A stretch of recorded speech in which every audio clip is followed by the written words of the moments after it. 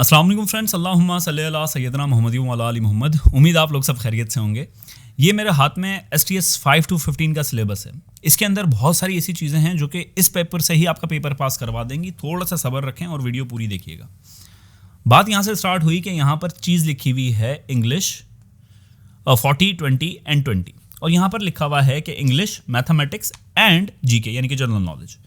मैं आपको इस चीज़ से ही प्रूफ कर देता हूँ कि अगर आपने जो टेक्निक मैं आप लोगों को बता रहा हूँ वो आपने अपने स्टडी पैटर्न में डाल ली तो आपके ये तीनों सब्जेक्ट्स फेल नहीं होंगे। इसमें 60 से अबव तो मार्क्स आ जाएंगे, इस बात की गारंटी मैं आप लोगों को दे रहा हूँ।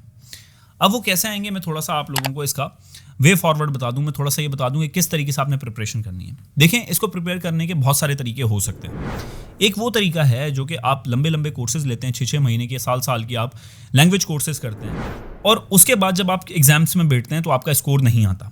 उसकी वजह है सबसे बड़ी, उसकी वजह यह है कि जितनी जो चीज़ की ज़रूरत थी आपने उस चीज़ को उससे ज़्यादा अहमियत दी। इन शॉर्ट, मैं ये नहीं कह रहा कि इंग्लिश को इतना टाइम नहीं देना चाहिए या 1 साल 2 साल नहीं देने चाहिए, पर बात कहने की यह है कि कॉन्सेप्चुअल लर्निंग के थ्रू एक चीज़ समझी जा सकती थी बहुत आसान तरीके से। उसको आपने इतना कॉम्प्लेक्स बना दिया साल के अंदर कि जो कि आपको खुद भी चकरा गई और आपके कॉन्सेप्ट्स ख़राब हो गए।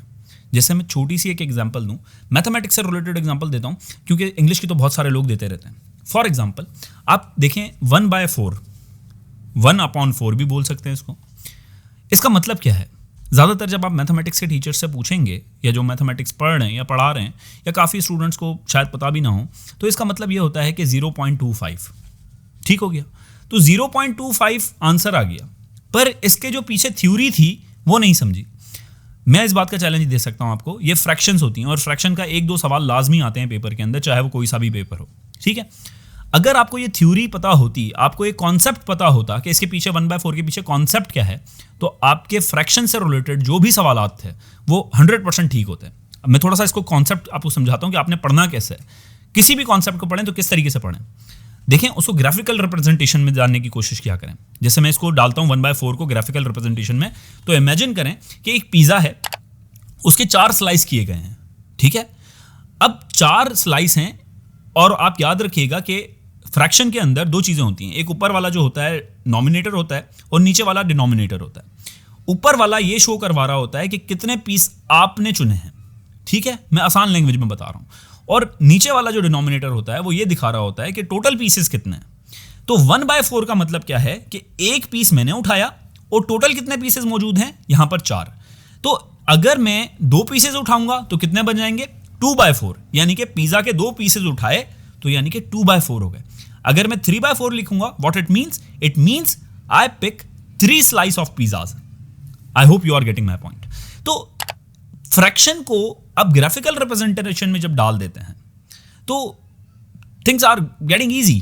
तो वहां पर आपको समझ में आता है कि ये फ्रैक्शंस या जो कॉन्सेप्ट्स होते हैं किस तरीके से चल रहे हैं। जैसा टेंसेस हम लोग पढ़ रहे होते हैं, टेंसेस के अंदर प्रेजेंट, पास्ट, फ्यूचर के ऊपर हम लोग लेक्चर्स दे रहे होते हैं और कर रहे होते हैं। पर अगर इसको ग्राफिकल रिप्रेजेंटेशन के अंदर लेके आ जाए तो ये बहुत आसान हो जाता है और ये टाइम कंज्यूमिंग नहीं होता। ये 1 से 1.5 महीने के अंदर ये जो बेसिक चीज़ें हैं वो पढ़ी जा सकती हैं अगर बंदा एंथुसियास्ट हो तो। अब ये सारी की सारी चीज़ें मैंने आप लोगों को बताई क्यों?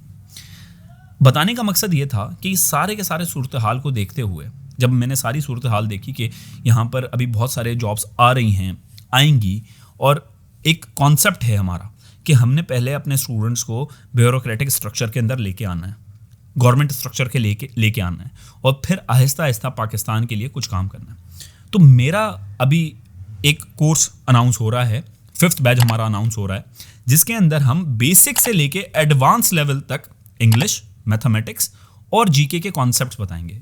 जीके को हम मैप्स के थ्रू पढ़ने की कोशिश करेंगे। तो मैं आप लोगों को यहाँ पर एक डिस्क्लेमर दे दूँ कि अगर आप सिर्फ और सिर्फ इंग्लिश के ऊपर फोकस कर रहे हैं तो आप पेपर देने मत जाइएगा, क्योंकि ये जो 60 मार्क्स हैं ये कौन पढ़ेगा। और आप ऑब्वियसली वहाँ पर कंपटीशन काफ़ी होगा और वहाँ पर आप फ्लक्चुएट करेंगे। ये इट्स रियली ऑब्वियस कि वहाँ पर आप परफॉर्मेंस नहीं दे पाएंगे अपनी, क्योंकि जिसकी तैयारी मैथमेटिक्स की भी होगी, इंग्लिश की भी होगी, जीके की भी होगी, वो ऑब्वियसली आपसे ऊपर स्कोर करेगा, चाहे आपके इंग्लिश में से 35 भी आ जाएं। तो ये आपने जहन में रखना है कि आपने तीनों सब्जेक्ट्स को प्रॉपर इंपॉर्टेंस देनी है। किसी एक टीचर की बातों में आके या किसी एक टीचर का फॉलो करके, चाहे वो इंग्लिश पढ़ा रहे हो, मैथमेटिक्स पढ़ा रहे हो, जीके पढ़ा रहे हो, आपने ये कॉन्सेप्ट नहीं रखना जहन में कि हमने सिर्फ इंग्लिश के ऊपर फोकस करना है और बाकी सब्जेक्ट्स को निगलेक्ट कर देना है। ये आपने चीज़ समझनी है थोड़ी सी। तो कोई भी सब्जेक्ट तैयारी करें, कोई भी एग्जाम की तैयारी करें, तो वहाँ पर आपका ध्यान ऑल ओवर सिलेबस के ऊपर होना चाहिए। पर one thing should be in your mind कि अगर आपके पास बहुत बड़ा सिलेबस है तो आपको सिलेबस को डिवाइड करना है और वो टॉपिक सेलेक्ट करने जिनके ऊपर आप कमांड कर सकते हैं, और उसके बाद आपने नहीं पढ़ना। फॉर एग्जाम्पल, अगर 80% आपका इंग्लिश का सिलेबस कंप्लीट है, मैं ये नहीं कह रहा कि मैथमेटिक्स छोड़ दें बिल्कुल या इंग्लिश बिल्कुल छोड़ दें, पर इंग्लिश का अगर 100% है, मैथमेटिक्स का 100% है, जीके का 100% है, तो इंग्लिश का 100% आपने क्या करना है, इंग्लिश का 100% आपने 70 to 80% ऐसा प्रिपेयर करना है कि वो गलत ना हो। 20% भले आप छोड़ दें, क्योंकि हो सकता है कि वो आपको ज़्यादा मुश्किल लगे और 80% में भी आपको कन्फ्यूजन होने लग जाए उस 20% की वजह से। तो जितना पढ़ें, बहुत फोकस होकर पढ़ें, कॉन्सेप्चुअल लर्निंग करें, पर सारे सब्जेक्ट्स को जो सिलेबस के अंदर मौजूद हों उनको आपने पढ़ना है। 50% से अबव ही आपने उनको तैयार करके जाना है एग्जाम के अंदर। हम लोगों का जो बैच है 5th बैच, उसके रिव्यूज़ जो 1st, 2nd, 3rd, 4th batch तक के रिव्यूज़ हैं वो इसी चैनल के ऊपर मौजूद है। और अल्हम्दुलिल्लाह सुम्मा अल्हम्दुलिल्लाह कि हम लोगों ने सिंध की हिस्ट्री के अंदर एक रिवाइव लेके आए हैं, एक रेवोल्यूशन लेके आए हैं एजुकेशन के अंदर, अल्हम्दुलिल्लाह। और जो मेरे स्टूडेंट्स हैं, मैं उन लोगों का बड़ा शुक्रगुजार हूँ कि वो जिस तरीके से मुझे दुआएं दे रहे होते हैं, जिस तरीके से कमेंट्स कर रहे होते हैं, जिस तरीके से सपोर्ट कर रहे होते हैं, मैं तहे दिल से शुक्रगुजार हूँ आप लोगों का। आप लोगों की सपोर्ट, आप लोगों के कमेंट्स मैं खुद पढ़ता रहता हूँ और मुझे यकीन करें मेरा दिल इतना बड़ा हो जाता है। और जब मेरी वालदा मुझे बताती हैं कि always you are doing a great job, तो मैं I can't express my feelings कि वो क्या होती हैं। कि सबसे बड़ी एक फीलिंग यही होती है कि एक बेटे के लिए कि उसकी माँ उसके ऊपर प्राउड फील करे, या जो उसके भाई हैं, जो उसका बाप है, उसको प्राउड फील करे, और उसकी रीज़न आप लोग हैं।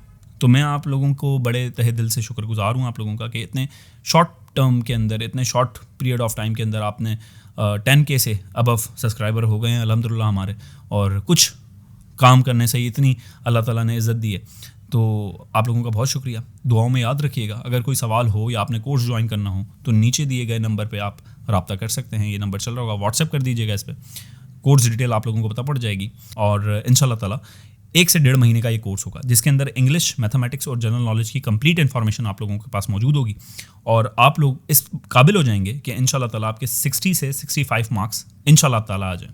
इसके ऊपर आते हैं तो वो आप लोगों के अपने कॉन्सेप्चुअल थिंकिंग के ऊपर है, आप लोगों की अपनी मेहनत के ऊपर है, बट इंशाल्लाह ताला मेरी कोशिश होगी कि 60 से अबव आप लोगों के सबके मार्क्स आ जाए। अपना बहुत ख्याल रखिएगा। होप आप लोगों के लिए जो वीडियो है बेनिफिशियल होगी। चैनल सब्सक्राइब कर लें, वीडियो लाइक कर लें, कमेंट करके मुझे ज़रूर बताइएगा कि आपको हमारी एफर्ट्स कैसी लगी। अल्लाह हाफ़िज़।